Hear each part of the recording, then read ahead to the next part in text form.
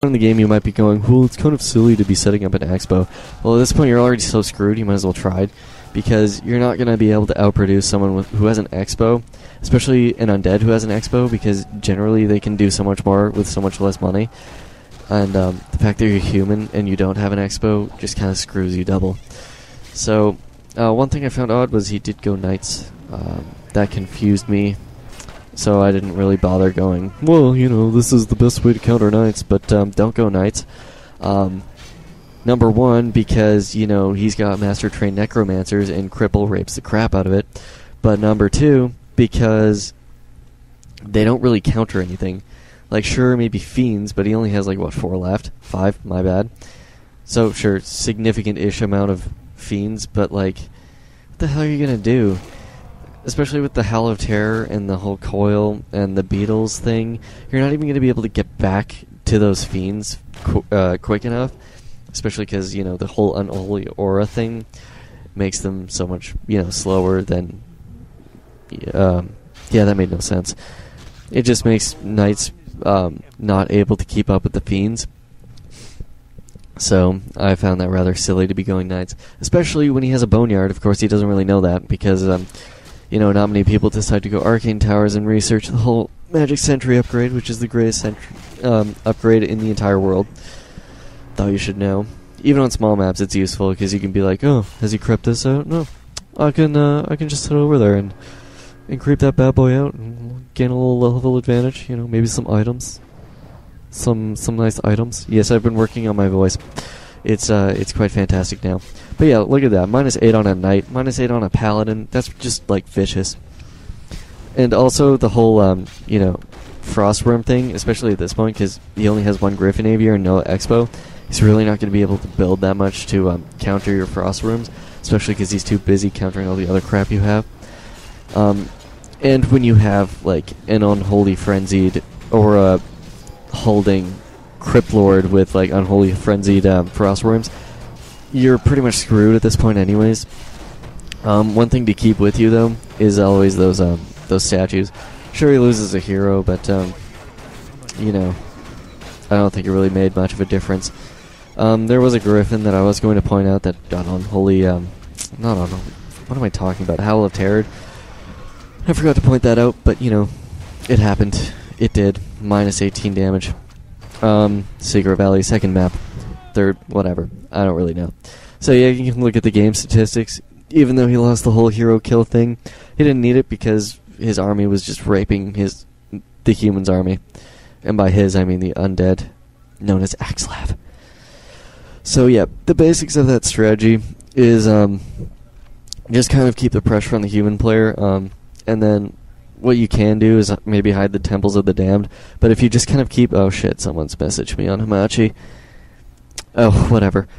Sorry, I unlocked the arcane. But yeah, really you just kind of keep the pressure on the human, creep as much as you can here and there, but just kind of keep them away from your base. And then that way they can't really do much to scout you, besides make their educated guess that you're going destroyers. Which brings me to my point of awesomeness. There's a lot of things that people do in games and, situations.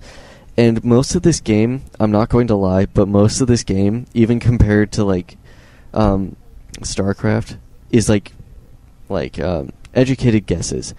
Now, educated guesses are good to a point, because, sure, you can guess that they're going to be going destroyers and, fiends to destroyers with the whole cookie-cutting 9-minute destro thing, but when they start fast expoing on you and going necro wagon, sure, you could get kind of lost, but you could go, maybe I should try and build an actual counter to this, as opposed to, continuing to build flying machines and, just kind of sit around and let them beat you around for a while. So, sure, you can make educated guesses by just, if you have scout farms or, ghosts running around or peons or spirit wolves or, wisps or, what are those things called?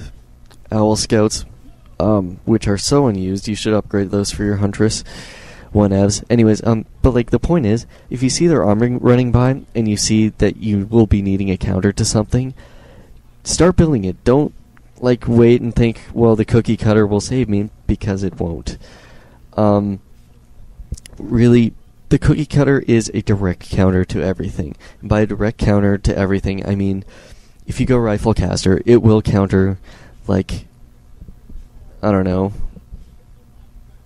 It will counter most everything that they will build, until they start going like mass abominations or something, and then you're actually going to have to adapt and maybe mix in a few sorcerers here and there. Of course, you're probably not going to be going rifle caster against an undead anyways, but you know, in that situation, it was probably a better idea than passing your tanks and your flying machines, even though there were 0 tanks in that, you know, in that game.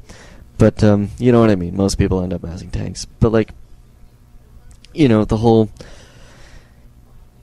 cookie cutter thing, don't rely on it as a solid strategy, because some people are going to mix it up and get different heroes. And you have to remember that cookie cutter strategies are also based on heroes. Because if you watch the whole mass flying machines thing, the undead cookie cutter changes to be going panda second. If you don't, you're going to have, like, 0 counter to their flying machines, and your air is going to get stomped. Not gonna lie. The whole flat cannon thing, it hurts.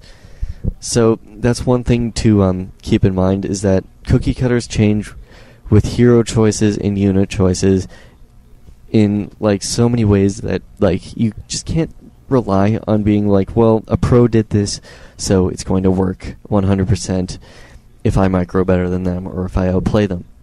No, it's not going to. Also, luck kind of plays a factor in it, like picking up an experienced tome and then hitting an earlier, you know, level. But there's one thing you have to remember with that. Experienced tomes give, like, what, 150 EXP? They don't really make that much of a difference, because... Now, this is where I'm going to go with this. Level 4 heroes aren't as important as level 3 heroes. Reason being, your primary skill is the one you will be going level 2 next, right? Like, so water elementals, you're going to get water elementals level 2 when you hit level 3. Coil level 2, you know, stuff like that. You're going to be going those when you hit level 3, guaranteed. You're not going to be going aura second. Why? Because one's more important than the other. So, that's why level 3 is so much more key than level 4, because level 4 is like, well, you know, this is my second choice of skills, which I'm not going to be using as much unless it's like an aura, which, well, then you're kind of forced to use it, even though you don't want to. I'm sure you don't want to use your auras, but, yeah. So, level 3 is so much more important. If you pick up an EXP tome, it just guarantees either a quicker level 3, or you're going to get level 4 earlier. Now, level 5, sure, it's important, but most games don't really last until people get level 5, because that's generally when they end.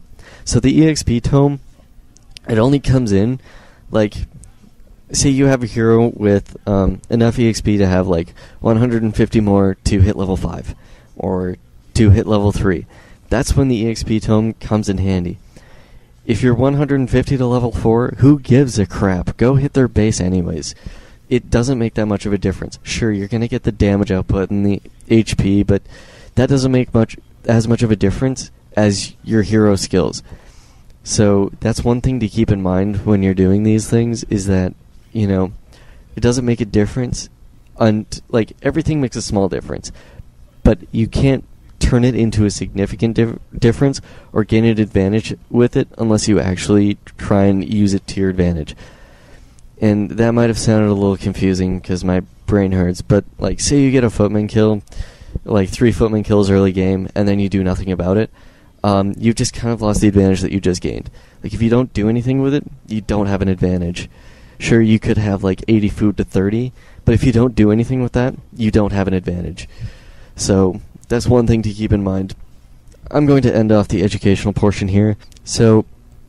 Thank you for listening. I hope you enjoyed the audio commentary, and I hope you learned something new about how to counter a human by going Necrowagon. If you want, I have some more of my own personal replays of doing this with a whole hiding building strategy, and I get called a hacker for doing it. It's hilarious. So, yeah, I'll end it here, and thanks for listening, and have a good day, guys.